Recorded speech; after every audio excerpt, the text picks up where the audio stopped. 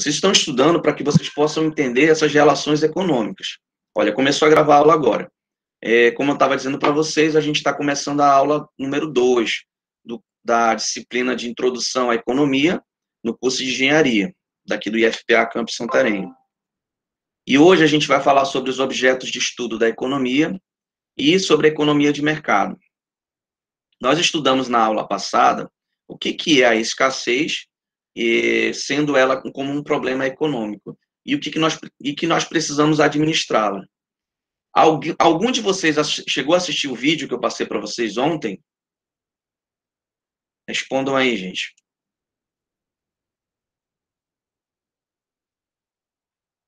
Vocês podem me falar alguma coisa a respeito? O que vocês acharam?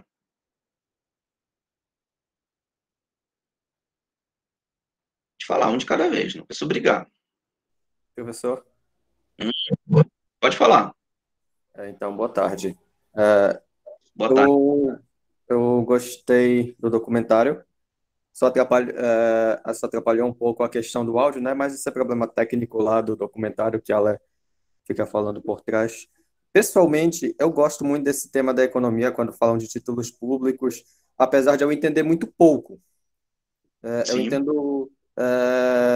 eu até gosto dessa coisa de mercado financeiro, mas eu entendo pouco. Eu sou uma pessoa um pouco leiga nesse assunto, só entendo o básico. Então, para mim, entender a noção de título público, eu consigo entender o que é, entender mais ou menos como funciona, mas quando ele começa a falar de maneira mais profunda da economia, eu fico um pouco confuso, sabe, em assimilar tudo aquilo rapidamente, porque não é do meu universo, tá todo dia ali lidando. Penso que se eu tivesse mais costume, investisse mais em títulos públicos, certamente teria mais facilidade de compreender. Então, eu consigo entender o básico, mas eu, sinceramente, não consegui assimilar tudo que foi falado ali.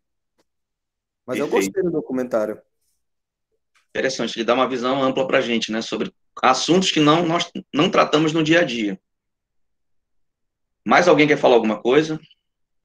Além do Paulo?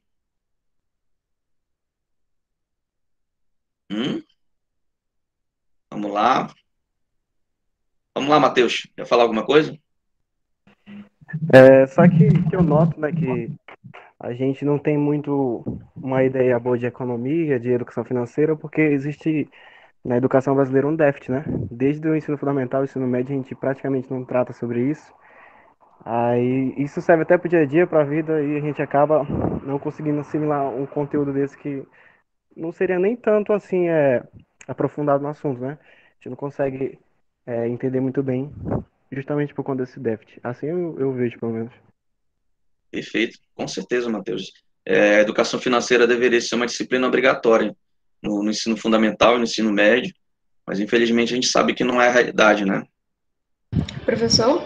Pode falar, gente. Eu venho aqui concordar com os meninos, com o Paulo e com o Matheus, que realmente eu fiquei com o mesmo problema do Paulo, eu entendi o básico do básico, por justamente eu não saber, não ter tido nenhuma instrução sobre isso anterior, então teve muita coisa que eu não compreendi do documentário, então concordo com os dois, com os meninos. Perfeito. Falar mais alguma coisa, Paulo? Acho que não, ele esqueceu de desativar o microfone dele. Vou colocar aqui. Qualquer coisa que eu falar, tu fala aqui no chat. Deixa eu falar uma coisa aqui para vocês. Só falar um pouquinho, brevemente, sobre o documentário, para vocês, que vocês possam ter um entendimento dele. O documentário, ele vem falando um pouco sobre aspectos econômicos, sobre questões econômicas, e falou muito sobre a questão dos títulos públicos. O que são os títulos públicos? Os títulos públicos nada mais são do que uma forma que os governos têm de gerar capital, de gerar dinheiro para pagar as suas despesas, para pagar as dívidas que os governos contraem. O que acontece? A grande maioria, nós não vamos dizer que todos os governos, geralmente eles gastam mais do que eles arrecadam. E isso acaba gerando um déficit, ou seja, eles ficam no vermelho. Para que eles possam compensar esse déficit, eles emitem títulos públicos, que são papéis ao qual eles dizem que estão devendo aquele determinado valor e que vão pagar juros por esse valor. Correto? teve uma cidade lá na Itália lá que descobriu essa invenção dos títulos públicos e ela usou isso para financiar as suas guerras. E nós vimos que no documentário que isso acabou evoluindo de uma forma que todos os países passaram a aderir a essa venda de títulos públicos. Só que isso é uma faca de dois gumes, porque se você se endivida demais com títulos públicos, o Estado ele não tem como se mover. O Estado acaba ficando refém dos títulos. Nós vimos o caso da Argentina, onde 2 guerras foram capazes de acabar com a economia de um país que era a economia mais próspera até então na América do Sul. Então, quando você tem um governo e esse governo está sem dinheiro, uma das soluções é emitir títulos públicos.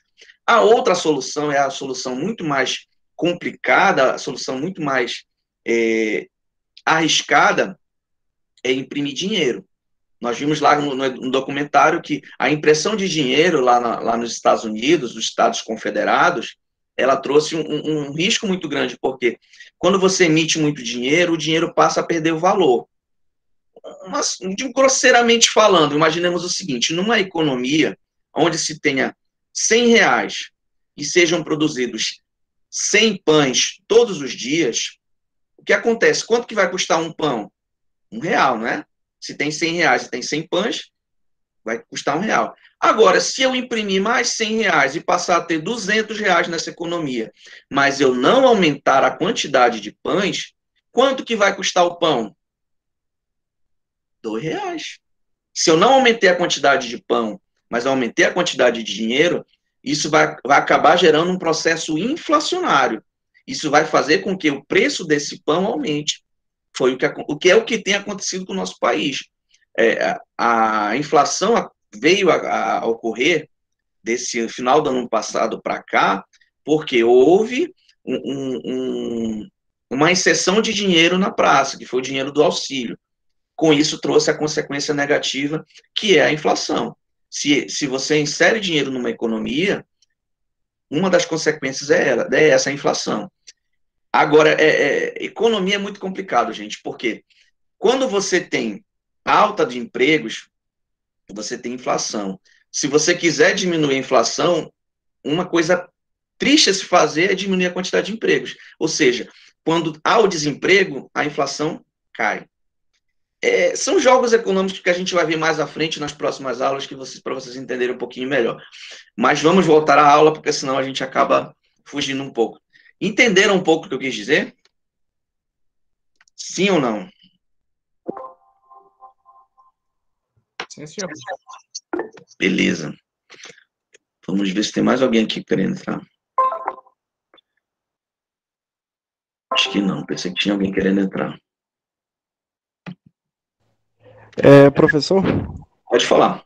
essa é a mesma ideia assim da desvalorização do dinheiro, da moeda? Essa seria a mesma resposta para isso? Não, isso aí é balança comercial. Quando a gente fala de desvalorização de uma moeda, nós estamos falando da balança comercial.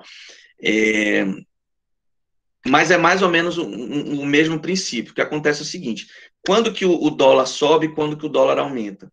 Quando há uma demanda muito grande pelo dólar, quando há uma procura muito grande pelo dólar, a tendência é que o preço suba. Quando essa demanda diminui, a tendência é que o preço caia. O que o Banco Central faz? Quando o dólar está num patamar muito alto, o Banco Central ele tende a intervir na economia. Como é que ele faz a intervenção na economia? O Banco Central começa a comprar dólares. Começa a comprar dólares para que o preço diminua. Quando o preço do dólar está muito baixo, ele pode começar a vender também. Minha gente, desculpa, eu estou falando besteira. Quando o preço do dólar sobe muito, o Banco Central começa a vender dólares, ele começa a injetar dólares na economia. Ele começa a vender dólares para que o preço caia. Quando não há, na situação inversa, ele compra. O Brasil hoje ainda tem uma reserva em dólares, um valor relativamente bom, diferente de alguns outros países que não têm. Por exemplo, a Argentina não tem nem um centavo de reserva de dólares. O nosso país ainda tem uma margem para intervir no mercado de câmbio. Quando o preço da moeda americana está muito alto, o Banco Central vai lá e vende moeda, vende dólar para poder diminuir o preço. é a lei da oferta e da demanda. Se houver muita demanda pelo dólar, o preço do dólar vai subir. Por que os investidores vão para o dólar? Porque é uma moeda mais segura. É uma moeda mais segura, inclusive, do que o real. Vamos lá, vamos voltar à aula, que senão a gente foge da aula. A economia ela evoluiu tanto, mas será por que ela não conseguiu resolver todos os problemas? Nós falamos hoje sobre a questão do problema da inflação, sobre... vocês me perguntaram sobre a questão da alta do dólar, a baixa do dólar, aumento do real, baixa do real. Por que a economia não consegue resolver todos esses problemas? Existem várias explicações, existem várias teorias que falam a respeito da gestão do dinheiro, que falam da gestão da economia. Existem, a gente vai ver hoje, nós veremos hoje algumas teorias, a teoria keynesiana, a teoria... Peraí, deixa eu colocar mais alguém aqui. Nós vamos ver a teoria clássica, a teoria neoclássica, nós vamos ver diversas teorias que explicam um pouco sobre a situação econômica de um determinado momento histórico. Mas nós vamos perceber o seguinte, muito dos problemas econômicos, na maioria das vezes, são gerados até por má administração. A gestão não consegue enxergar os sinais econômicos e ela continua insistindo em um determinado erro. Voltando lá o caso da nossa engenheira, que eu gosto de colocar lá para vocês, olha só, a engenheira, chegou na cidade lá da engenheira Maria, uma construtora chinesa, e essa construtora chinesa, ela recebe incentivos do governo de lá da China. E agora, o que ela vai fazer? De acordo com a economia, será que a construtora dela também deveria receber incentivos financeiros? Já respondendo isso aí, isso vai depender muito da linha de pensamento do governo. O que vocês acham? O governo deve ou não intervir na economia, na opinião de vocês? Digam aí, senhores e senhoras. Deve e faz. Deve e Até faz. né? Por exemplo, do dólar, né? Que ele intervém quando o dólar está num valor alto, né? Então, o governo, para proteger sua economia, né, dessas altas de preço, já que o nosso país também importa muito dos outros países, então o governo intervém, então ele deve intervir, né, porque a economia em si só precisa dos seus autores, né, e um deles é o governo. Com certeza, com certeza. Ele deve intervir. Nós vamos ver que existem pensadores economistas que vão concordar contigo, Luiz, mas existem outros que não. Existem economistas que concordam com a teoria de que o governo deve intervir na economia, mas existem outros pensadores que dizem que isso é errado, que o mercado deve se autorregular. Isso aí nós vamos ver logo à frente. Alguém discorda do Luiz? Oi, professor. Pode falar. Boa tarde. Professor, eu acho que ele tem que intervir em momentos como esse, por exemplo, como o coronavírus, né? Eu acho que o pessoal estava precisando e, como no momento difícil, ele interviu. Mas eu acho que, por exemplo, tem que deixar a economia, como você falou, né? Se autorregular. Autorregular. Eu acho que, de vez em quando, o governo se mete muito, por exemplo, os tributos, né? É uma dificuldade para abrir empresa no Brasil. Então acho que tem que ter um pouquinho mais de... Tem que ter um limite, né? Ter um limite, porque eu acho que o Estado é muito, por exemplo, fica regulando muito, entendeu? Então eu acho que isso prejudica um pouco a economia. Perfeito, perfeito. Vamos voltar aqui. Nós vamos continuar falando sobre isso. Olha só, a gente vai estudar o surgimento das relações econômicas na antiguidade e quais eram os pontos positivos e quais eram os pontos negativos. Na Idade Média, vocês estudaram isso aí muito no ensino médio, existiam os feudos. Eram aquelas cidades, os feudos, na verdade, eram propriedades rurais onde existia o senhor feudal, que tinha o seu servo. E toda a produção do servo, parte dela era destinada ao senhor feudal, que era o dono da terra.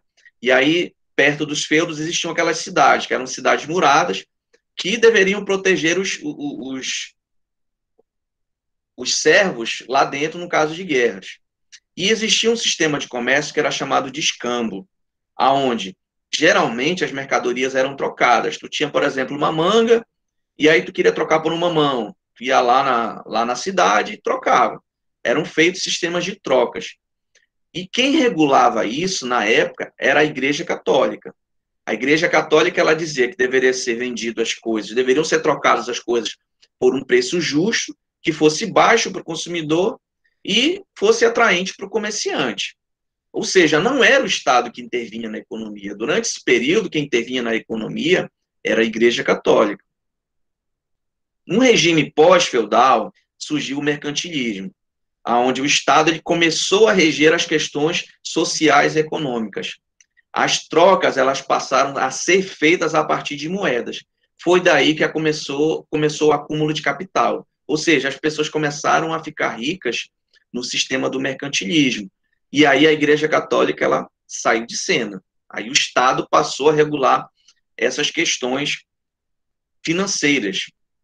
O capital ele acabou virando o motor propulsor do capitalismo. Acabou fazendo com que houvesse um aumento exponencial da produção, aumento da propriedade privada, um livre investimento e concorrência. Vamos traduzir isso aí. Quando as pessoas saíram do regime feudal e passaram para o regime mercantilista, elas tiveram a oportunidade de fazer acúmulo de moeda.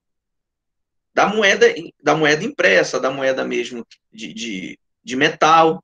E elas começaram a juntar capital, e elas começaram a poder comprar propriedades, elas puderam começar a comprar maquinário, elas puderam conseguir fazer um aumento exponencial da produção. Deixou-se da Idade Média, onde havia as pessoas que faziam a produção, esqueci o perdão da palavra, os artesãos. A produção não era mais feita por artesão. Por exemplo, você queria comprar um sapato, na Idade Média, você ia lá com o artesão, ele ia fazer todo o processo produtivo, e ele ia cortar o couro, ele ia fazer o solado, ele ia pintar o sapato, e ele ia fazer todo o processo produtivo. Com o mercantilismo, não. Com o acúmulo do capital, o capitalista, ele conseguiu pegar todo esse processo produtivo e conseguiu montar as fábricas a partir do acúmulo do capital que o mercantilismo trouxe. O capitalismo, o comércio de uma maneira geral, ele acabou se expandindo. A partir daí, com o surgimento do capitalismo, começaram a surgir as teorias econômicas. A primeira teoria econômica que nós vamos falar hoje é a teoria fisiocrata. Quem era o principal pensador? Era o François Quesnel. Eu acho que é isso, mas eu não falo francês. Mas, assim, ele criticava o sistema mercantilista. Ele dizia que a riqueza, ela deveria ser oriunda da natureza. Ou seja, a riqueza ela deveria vir do ouro, da prata, deveria vir da agricultura, deveria vir da pesca, e não do maquinário, e não das fábricas. Ele afirmava que o Estado não deveria intervir na economia. Os fisiocratas, eles diziam o seguinte, olha, riqueza mesmo vem de terreno, vem do ouro, vem da prata, vem da plantação, vem da cultura, da agricultura, mas não vem do maquinário. Esse era o pensamento deles. Além disso, eles defendiam que o Estado não deveria pagar auxílio moradia, não deveria pagar auxílio emergencial, que o Estado não deveria pagar Bolsa Família. Esse era o pensamento dos fisiocratas. O Adam Smith veio logo na sequência. É um cara que a gente ouve falar muito durante o curso de administração. Ele criou a teoria clássica. Na teoria clássica do Adam Smith, ele dizia o seguinte, a produção ela deveria ser especializada. Imaginemos o seguinte, a produção lá dos primeiros Ford, o Ford T, do Henry Ford.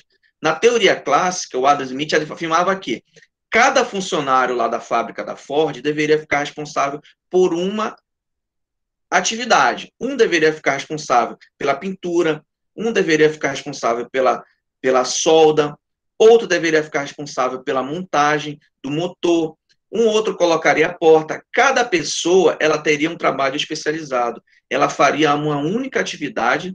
Para quê? Para se ganhar tempo e ganhar-se mais dinheiro como consequência disso.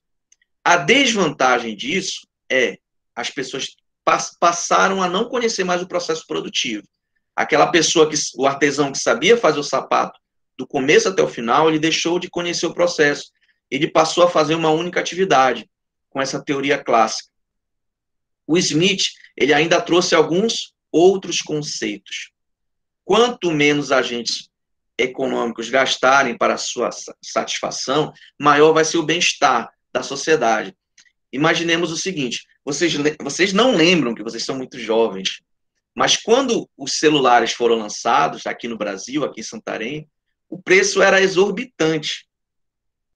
Para vocês terem uma ideia, sabe quanto custava 1 minuto da ligação no celular pré-pago? Em 2000, mais ou menos. Chutem aí, digam aí, no bate-papo, hein, no chat. Quanto que custava 1 minuto da ligação? Ninguém? Estão dormindo aí? Não, não era tanto. Custava R$1. R$1. Se tu ligasse para alguém, e tu imagina, no ano 2000, R$1, vamos jogar hoje, seriam uns R$10. Naquela época, R$1 valia muita coisa, gente. Fazendo um comparativo com os dias atuais, seria mais ou menos uns R$10, 1 minuto da ligação. E um aparelho celular naquela época era muito caro. Muito caro. Então, o Smith disse o seguinte, para que as pessoas elas tenham satisfação, para que elas gostem de gastar, tem que haver um barateamento disso. Ou seja, é preciso que as coisas sejam produzidas em larga escala e que todo mundo tenha acesso, igual como é nos dias atuais, como todo mundo tem celular hoje em dia, e que todo mundo, teoricamente, pode comprar um celular. Uma outra coisa que o Adam Smith falou é sobre a mão invisível do Estado. Ele diz o seguinte, compradores e vendedores, eles organizam por si próprios os preços e as quantidades demandadas. A teoria dele era baseada na expressão laissez-faire, que é uma expressão aí em francês, que significa a não intervenção do Estado na economia. O Adam Smith claramente defendia que o Estado não deveria intervir na economia. O Estado não deveria ajudar ninguém. O Estado deveria cuidar apenas de algumas funções, dentre elas segurança, saúde, garantias de contratos. Então, o Smith dizia que o Estado não deveria tomar conta de tudo. O Estado deveria ser um Estado mínimo. Inclusive, o nosso Estado brasileiro, até a década de 50, ele era um Estado mínimo. Isso já é uma outra aula, mas a gente vai falar isso mais para frente. Depois de um tempo que o nosso Estado começou a crescer, quando Getúlio Vargas assumiu o governo. De acordo com os clássicos, se todos buscarem suas melhoras, a economia funciona sozinha, sem necessitar da intervenção do Estado. Esse é o pensamento dos clássicos, das pessoas que seguem o Adam Smith. O Smith ele não descarta o Estado, mas ele afirma que o Estado deve intervir apenas na segurança, cumprimento de contratos e na justiça e algumas outras coisinhas a mais. Temos algumas teorias aqui, senhores e senhoras, de alguns pensadores. O Adam Smith, olha, ele diz o seguinte, o mercado se ajusta automaticamente, como se houvesse uma mão invisível para ajustá-lo. O Davi Ricardo, ele fala o seguinte, o crescimento demográfico, ou seja, o crescimento da população, ele prejudica a economia, pois a elevação do consumo de alimentos eleva os preços. Teoria das vantagens comparativas. Comércio internacional. É uma teoria do Ricardo. O Ricardo ele diz o seguinte, se tiver mais gente numa economia, quanto mais gente tiver num país, isso vai ser prejudicial para a economia, porque isso vai acabar levando o preço dos alimentos. O Jean Baptiste, ele fala o seguinte, A oferta cria sua própria demanda, pois aumentar a produção acaba fazendo com que ocorra o pagamento aos funcionários. O Batista diz o seguinte: se eu criar uma fábrica hoje e aumentar minha produção, triplicar a minha produção, eu vou vender tudinho.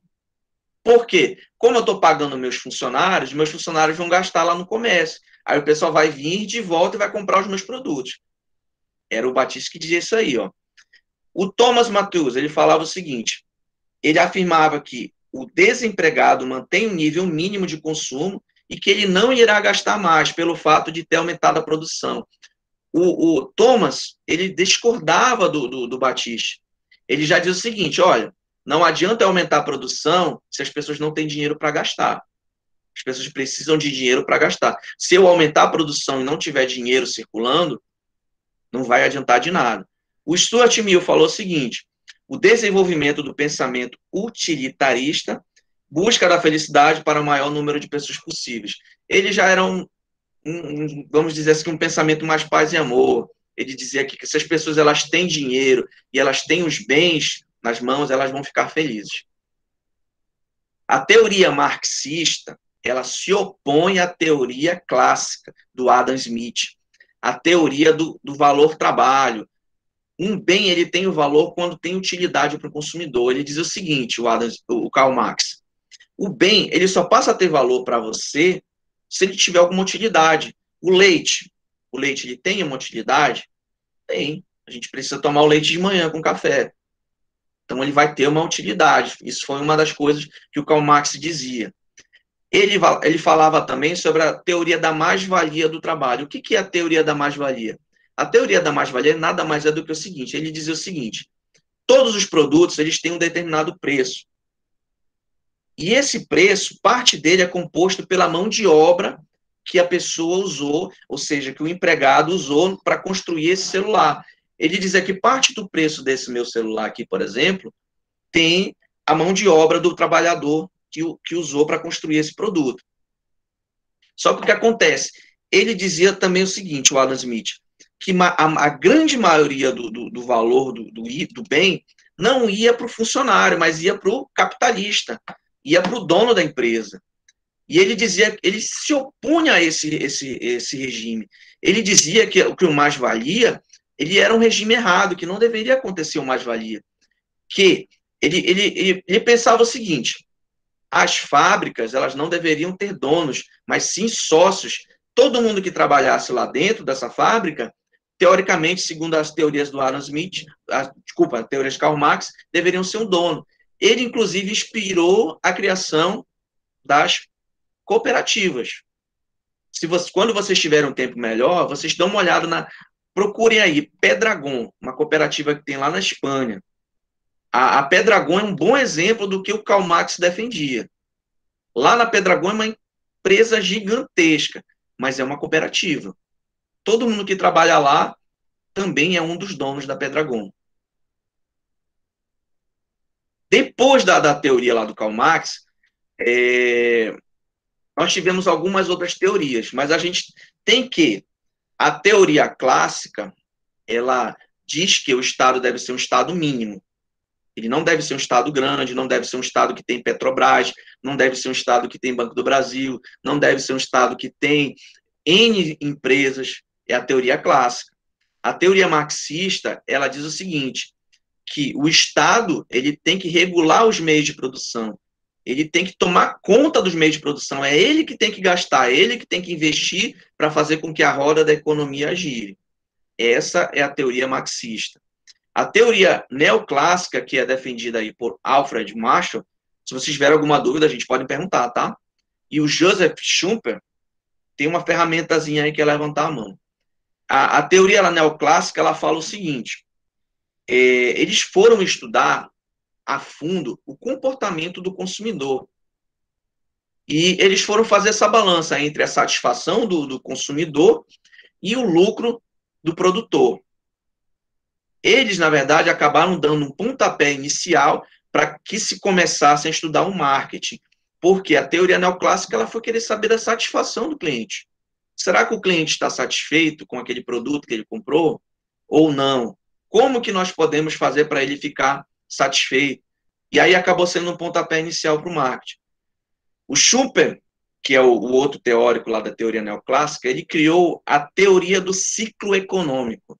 Ele dizia que a economia só crescia a partir das novidades, que a economia só crescia quando surgisse, por exemplo, um celular. Vocês não conhecem a época, antigamente, mas antigamente as pessoas, ou elas tinham telefone fixo em casa, ou elas ligavam do orelhão. O telefone fixo era o preço de uma casa. Para você ter um telefone em casa, você tinha que ser rico. Porque o preço de um telefone fixo era o preço de uma residência. Eu lembro muito bem dessa época. E quando você queria fazer uma ligação, você tinha que ir por orelhão. E era uma fila enorme. E não era fácil. Mas aí veio uma novidade, segundo o Schumpeter, veio um empreendedorismo, para ele toda novidade no ciclo econômico, ele chamou de empreendedorismo. Então veio essa novidade do empreendedorismo, que foi o aparelho celular, que acabou desconstruindo toda uma cadeia que era antigamente utilizada, que era um telefone fixo ou um orelhão. A tecnologia, segundo ele, ela era vital para as empresas capitalistas. O capitalismo industrial, ele não conseguiu conter o desemprego. A crise de 29, ela gerou um descrédito na teoria do Adam Smith, lá da mão invisível. Vocês conhecem um pouco sobre a crise de 29? Vocês sabem um pouco sobre isso? Digam aí, gente. Vamos lá, um de cada vez. Alguém me fale alguma coisa sobre essa crise de 29? Leram alguma coisa? Viram alguma coisa do ensino médio? Estão dormindo? Bora lá, Luiz, Larissa, Eva, Alice.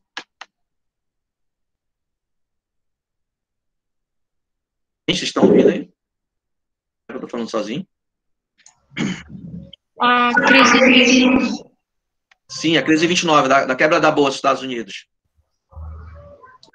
Eu só sei que ela... Eu estudei isso no ensino médio, mas o que eu lembro é que ela arrastou um monte com ela, né? Muitos países foram impactados. Com certeza. Falando brevemente sobre a crise de 29 para vocês. A teoria da mão invisível do Adam Smith, ela foi colocada à prova na crise de 29, por quê? O que acontece?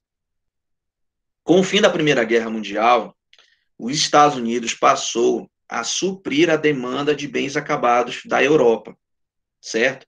Os Estados Unidos passou a fornecer tudo para a Europa, roupa, automóveis, armas, tudo. E aí, a produção industrial dos Estados Unidos aumentou exponencialmente. Aumentaram muito. Quando acabou a Primeira Guerra Mundial, os Estados Unidos não diminuiu o ritmo da produção deles, ele continuou produzindo. Só que chegou num ponto que ele tinha muito estoque, mas ele não tinha mais para quem vender. Então, acabou gerando-se uma crise de oferta. Havia muitos produtos, mas os Estados Unidos não tinha para quem vender. Com isso, a Bolsa de Nova York, ela acabou quebrando. Ela quebrou e levou muita gente com ela. Levou muitos países da própria Europa, porque muita gente da Europa investia nos Estados Unidos. E aí a economia dos Estados Unidos, ela entrou numa chamada depressão profunda. As pessoas não tinham o que comer, todo mundo, muita gente ficou desempregada, muita gente se matou. Foi um negócio muito complicado que aconteceu nos Estados Unidos em 1929. Então, por que a teoria da mão invisível do Estado foi colocada à prova? Porque a economia sozinha ela não conseguiu se reerguer. A mão invisível do Estado, ela simplesmente desapareceu. Então, de acordo com John Keynes, com a teoria keynesiana, ela já diz o seguinte, o Estado precisa intervir na economia. Foi aí que surgiu o Plano Marshall. O Plano Marshall foi uma intervenção do Estado na economia norte-americana, quando eles começaram a investir em obras públicas. De um modo geral, isso acabou ressuscitando a economia norte-americana. Ou seja, houve uma intervenção do Estado. E aí o Estado conseguiu reerguer a economia norte-americana. John Keynes, ele criou uma teoria chamada teoria keynesiana, que, segundo ele, o Estado é o principal agente econômico. Suas compras aquecem a economia e geram empregos, em contraposto à teoria clássica e à neoclássica, ou seja, ele contrapõe isso aí. Exemplo aqui de uma intervenção do Estado para gerar emprego. Olha, o governo, ele aumenta seus gastos. O governo aumenta seus gastos, comprando novas carteiras para colocar nas escolas públicas. A empresa que faz as carteiras, para conseguir atender esse aumento da demanda, o que ela vai fazer? Ela vai contratar funcionários. E essas pessoas que foram contratadas, elas vão ganhar um salário. Com esse salário, o que elas vão fazer? Elas vão lá no mercadinho do João, lá na esquina. Elas vão lá no atacadão. Elas vão fazer os gastos dela. Só que esses locais que vão receber esses funcionários vão precisar de mais funcionários. Porque já está acontecendo um aumento de demanda, porque mais gente está comprando. E aí novos funcionários são contratados lá para o atacadão. Novos funcionários são contratados lá para o mercadinho do João. Por quê? A economia acabou crescendo por conta dessa intervenção do Estado. O Estado precisou comprar carteiras e isso acabou gerando uma consequência muito maior. O processo econômico, ele é um ciclo. A compra de um produto ela é capaz de gerar empregos na empresa que produziu e na que comercializou. Quando o Estado gasta, ele acaba recebendo esse dinheiro de volta em formato de impostos. Vocês conseguem entender que é tudo um ciclo? Ou seja, o Estado ele gasta aqui, mas isso vai gerar uma consequência positiva para toda a economia, para todas as pessoas. Muita coisa, né? Mas as teorias, elas continuam sempre evoluindo.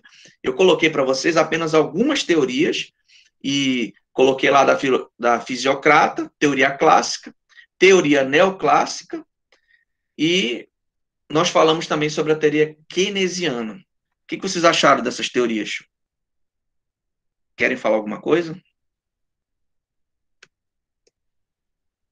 Sim ou não? Falem agora ou daqui a pouco. Gente, eu não gosto de monólogo, não. Por isso que eu gosto de vocês falarem. Opa, com licença. Pode falar, Paulo. Eu pessoalmente eu gostei muito de ser introduzido a todas elas.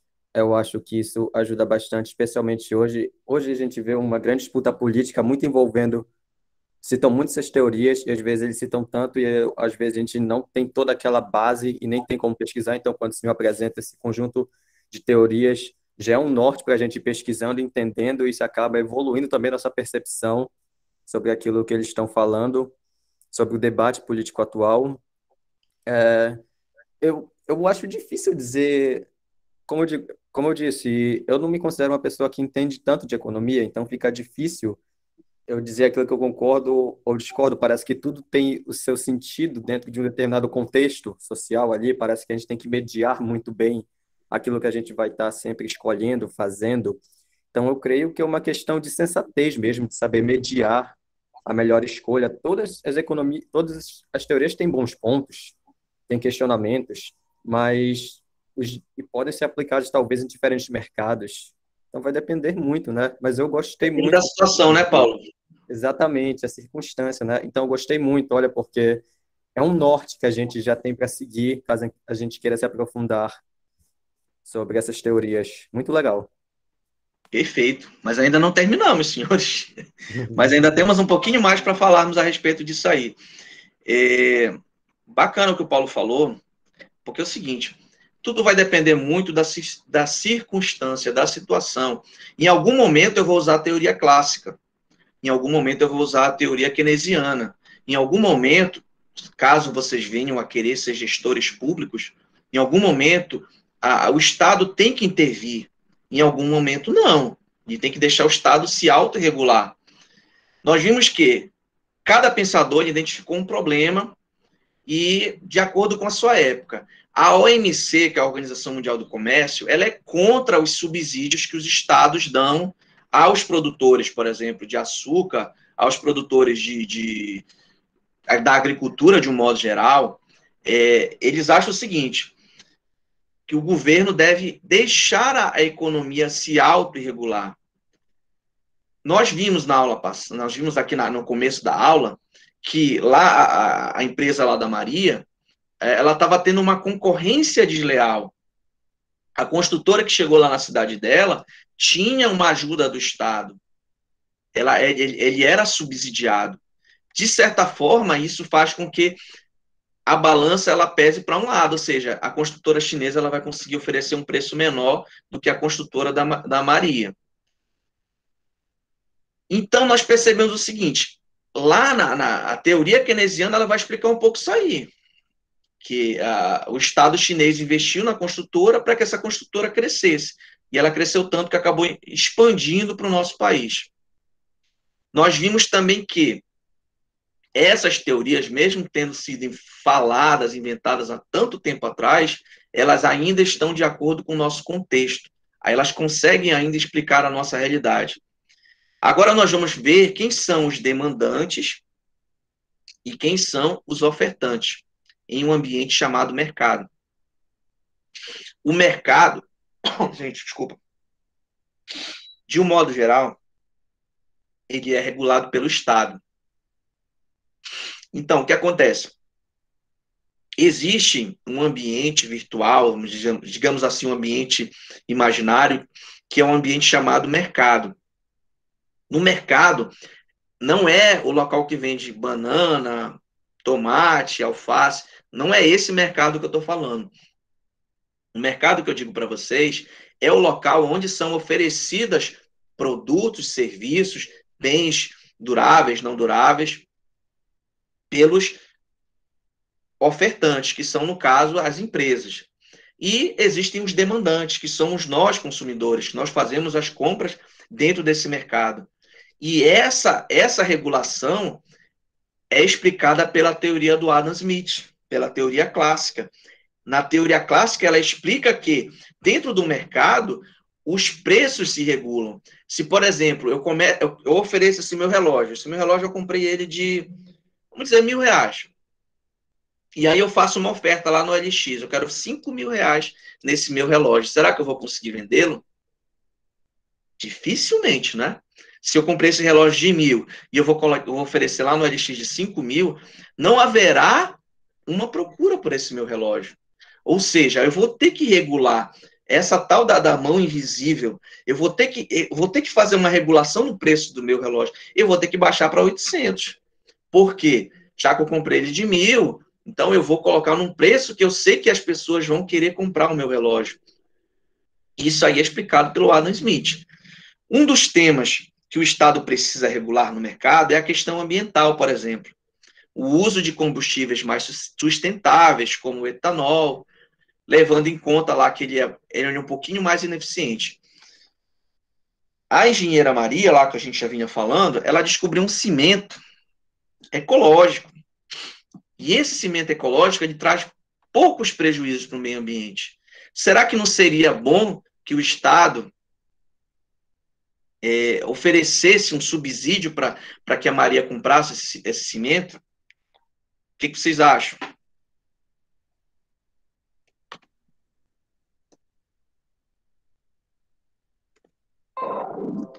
Bem, vocês não falaram, mas olha só. Nesse caso específico, seria interessante se o Estado... Por quê?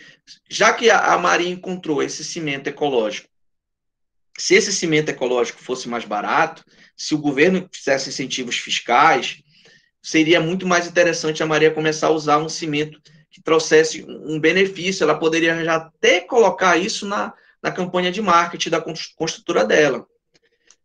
Então, ela poderia oferecer, se ela começasse a comprar um cimento mais barato até do que a construtora chinesa, ela poderia oferecer até um preço mais em conta para os clientes dela. Nós vimos até aqui o que são os fatores de produção, a escassez, a escolha econômica e as teorias clássicas. e neoclássicas. Vamos falar um pouquinho agora sobre a questão do socialismo e o capitalismo. Isso aí é um tema aí que a gente ouve falar muito na televisão, mas em algum momento a gente talvez não saiba explicar exatamente o que é. O socialismo, ele é a economia planificada.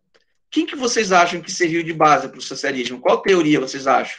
Foi a teoria keynesiana ou a teoria clássica que serviu de base para o socialismo? Fala aí no chat aí.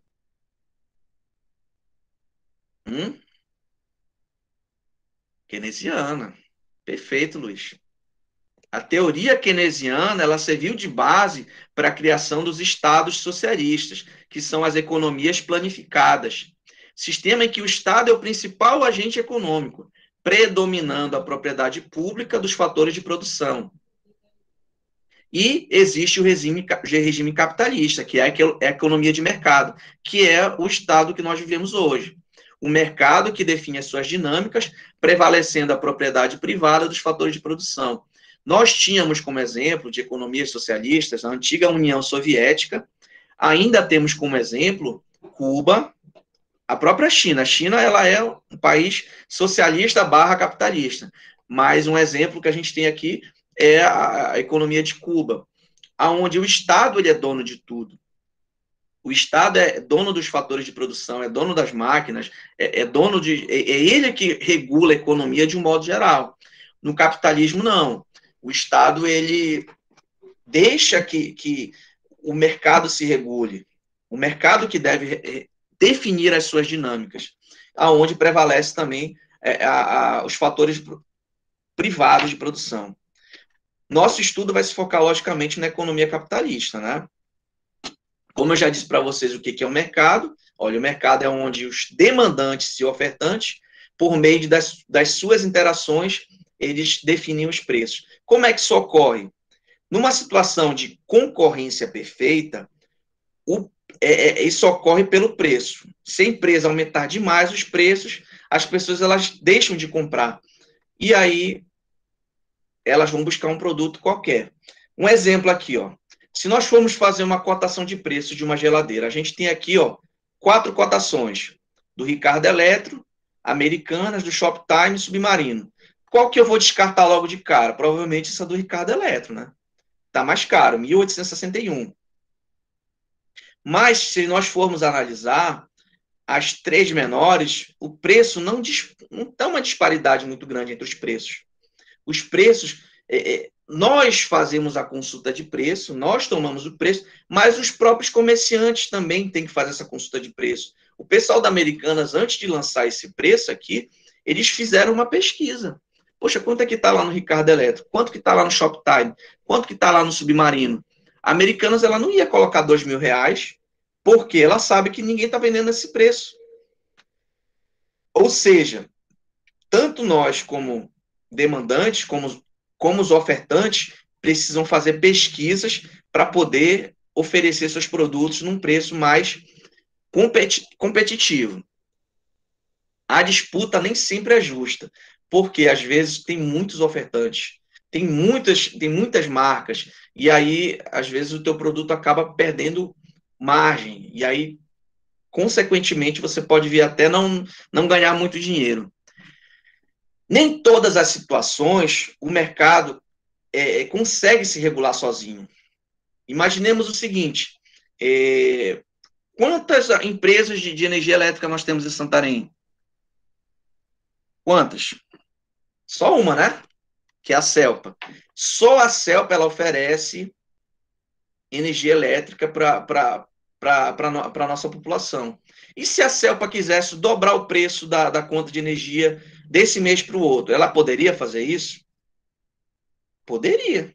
Se o Estado não regulasse, se não houvesse essa falha de mercado, o Estado... já que eu sou uma economia capitalista, eu não vou intervir nisso. Se a Celpa quiser aumentar o preço, dobrar o preço, ela pode. Mas isso é uma falha de mercado. A teoria do Adam Smith não consegue explicar isso, porque não tem como o mercado se autorregular se é um mercado que uma única empresa oferece produto, tá? Podemos falar de uma outra falha de mercado, são a questão dos bens públicos. Vamos imaginar a iluminação pública. Todo mundo tem acesso, teoricamente, né? Mas nem todo mundo paga. Ou seja, as empresas elas devem oferecer a iluminação pública, só que elas não vão receber de todo mundo. No caso, quem oferece a iluminação pública não é a CELPA, mas sim a prefeitura, tá? Uma outra falha de mercado são os monopólios naturais. A gente tem como exemplo as empresas de prestação de serviços públicos, que são as empresas de energia, de telefonia, de internet, de água, de um modo geral. Elas são um monopólio natural, é uma falha de mercado. O mercado precisa ser regulado pelo Estado. Não dá para aplicar a teoria do Adam Smith aqui. Um exemplo aqui, em 2015, uma empresa farmacêutica, ela elevou o preço de um medicamento dela em 5.000%. Vocês acham que isso foi uma falha de mercado? Vocês acham que o governo deveria ter intervido aí? O que vocês acham? Boa tarde, professor. Fale lá, Gabriel. Eu acredito que o governo não deve intervir. Ele nunca deve intervir no preço que a empresa está colocando. Eu acredito que talvez ela tenha feito isso por conta que só ela pudesse estar produzindo esse medicamento. E aí isso daí seria um monopólio, o que é algo muito corriqueiro numa economia.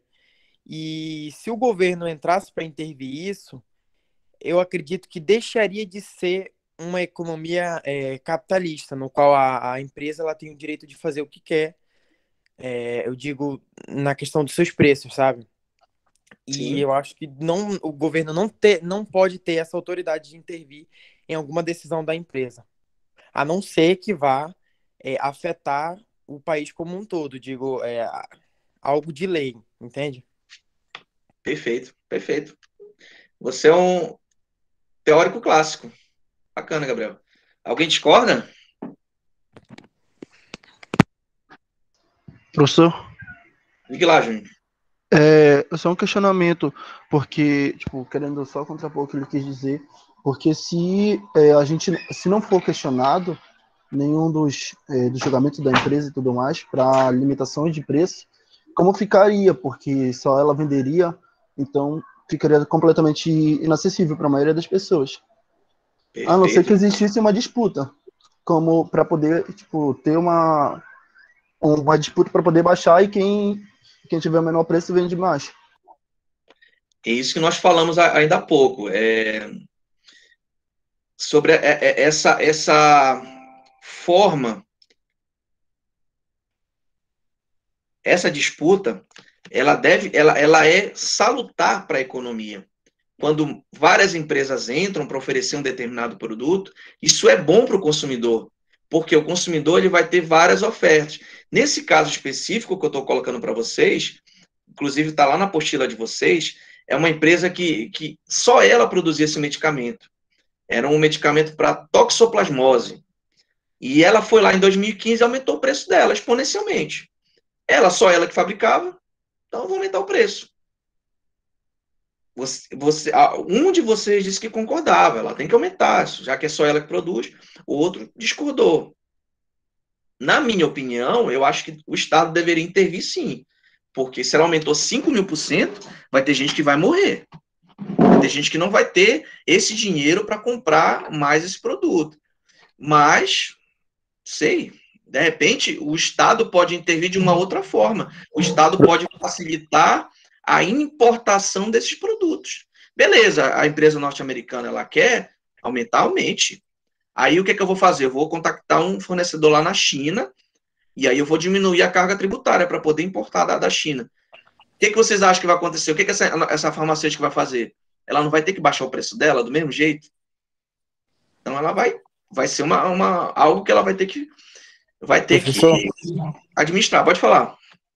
Eu acredito que uma solução que poderia ser viável é o governo entrar em conjunto com alguma empresa farmacêutica para criar competição no meio do mercado. Que aí ela não estaria como eu posso dizer, não estaria botando o dedo na empresa, é isso que eu quero dizer, mas ela também estaria colocando competição no mercado. E aí isso, obviamente, faria com que o preço caísse. Ela entrando em ajuda com alguma empresa, provavelmente ela ia facilitar a importação ou algo do tipo. E aí isso seria uma forma de manter o mercado aquecido, né? De colocar uma empresa para fazer com que aquele produto tenha competição e comece a baixar o preço. Agora a gente só esbarra numa coisa, Gabriel. Isso aqui não lá nos Estados Unidos, mas aqui no Brasil. Se o governo entrar em parceria com uma empresa, ele vai passar a ser sócio. Ou seja, o Estado vai crescer mais ainda, ele vai crescer mais ainda os tentáculos dele, e com isso, mais corrupção. O que o Estado pode fazer, Gabriel, é dar incentivos fiscais, reduzir alguns impostos, de repente oferecer até um terreno para essa empresa se instalar. Mas, por exemplo, aqui no Brasil, o Estado entrar diretamente com uma empresa, eu já discordo, porque o Estado, hoje, ele já está muito grande, já está muito inchado. Hoje o Estado precisa reduzir um pouco. Concordo com o seu pensamento. É essa questão de diminuir isenção de imposto, algo do tipo. É isso que eu quis dizer, entendeu? Perfeito. Mas não entrar como sócio da empresa. Não, eu concordo também. Perfeito. Legal essas inserções de vocês. Vamos lá. Outra falha de mercado são as externalidades, que elas podem ser positivas ou negativas. Um exemplo de uma positiva. Não tem um hospital aqui da Unimed que está sendo construído? Ele é uma externalidade positiva. Por quê? Ele está gerando emprego agora para as pessoas da construção civil. Mas quando esse hospital ficar pronto, ele vai gerar uma externalidade positiva também para as pessoas que estão na redondeza, porque as pessoas vão poder ter acesso a um hospital dentro da cidade, vai ser contratado novos funcionários para esse hospital. Então, essa é uma falha de mercado, mas ela é uma falha positiva. Mais uma falha negativa, por exemplo, o fechamento de uma agência bancária. Eu saí do Banco do Brasil por causa disso, gente. Sinceramente falando para vocês, eu tinha medo. Hoje, meu emprego estava garantido, mesmo sendo concursado. Hoje, meu emprego estava garantido, mas todo ano o banco está fechando a agência. Todo ano o banco está redimensionando o quadro. Todo ano ele está redistribuindo funcionários.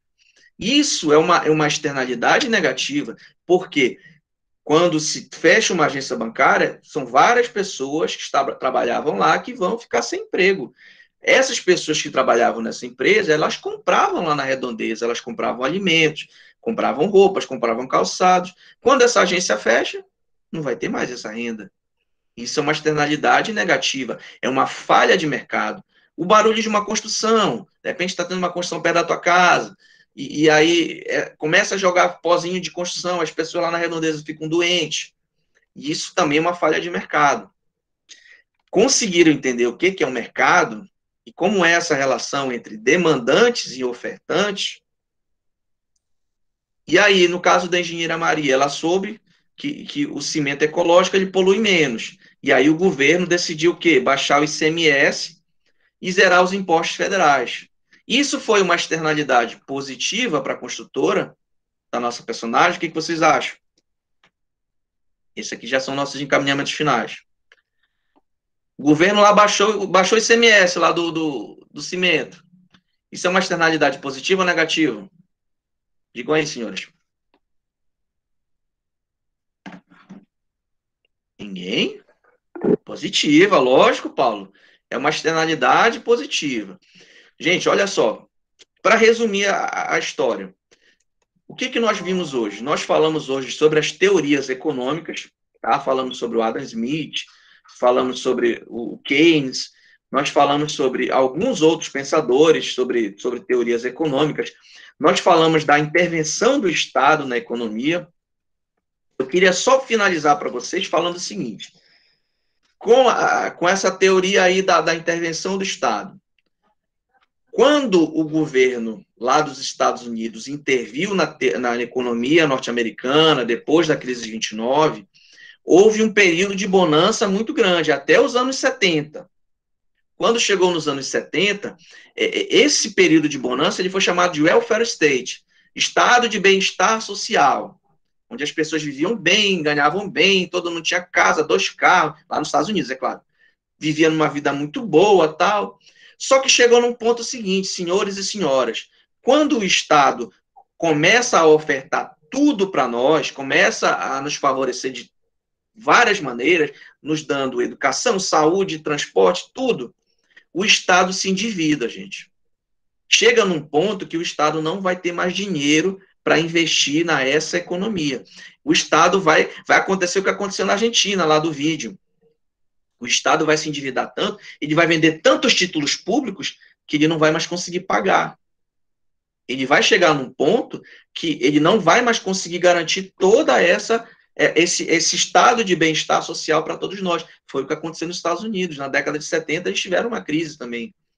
Foi aí que voltaram as teorias clássicas, mas aí já veio a teoria neoclássica, para dizer o seguinte, olha, o Estado tem que diminuir, o Estado tem que vender suas propriedades, o Estado não pode mais vender muito. Então, a gente vamos indo e vamos voltando para as teorias. Uma época a gente está usando a teoria neoclássica, outra hora, depois a gente vai para a teoria do Keynes. E a gente fica nessa. As teorias, elas não são ultrapassadas, as teorias, elas são adequadas a uma determinada situação, a um determinado tempo. Com isso, senhores e senhoras, a gente vai fechando essa aula. Como eu já disse para vocês, quanto à teoria schumpeteriana, poderia falar um pouco sobre ela? Teoria schumpeteriana, vamos lá. Cadê o Schumpeter? Keynesiana.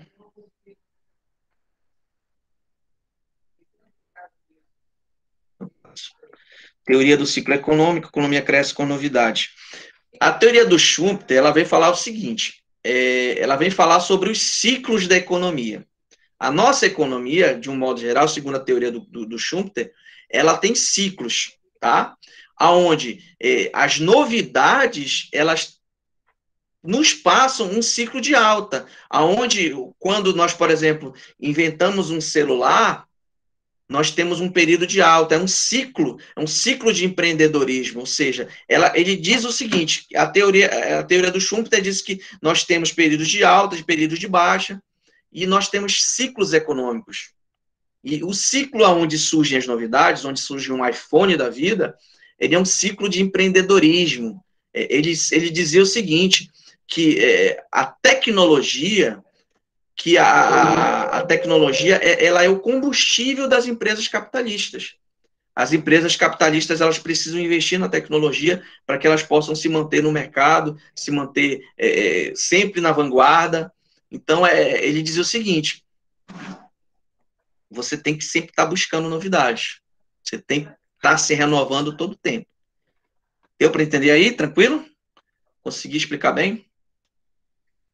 Então, senhores, como eu já disse para vocês, vocês têm uma outra atividade que já está lá no grupo de vocês, também está no SIGA-A. Toda vez que eu posto atividade no grupo de vocês, eu também posto no SIGA-A.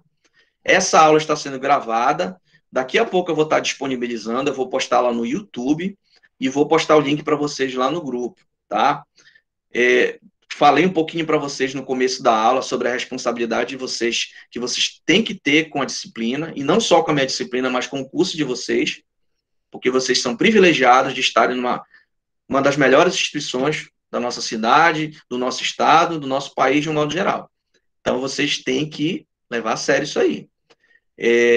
Se vocês tiverem dúvidas, podem perguntar lá no grupo. O grupo está aberto, tá? Mais alguma pergunta? Posso encerrar? Sim ou não? Posso encerrar? Bem, ninguém falou nada, então eu posso encerrar. Qualquer coisa, podem perguntar lá pelo grupo. Agradeço, boa tarde, bom descanso.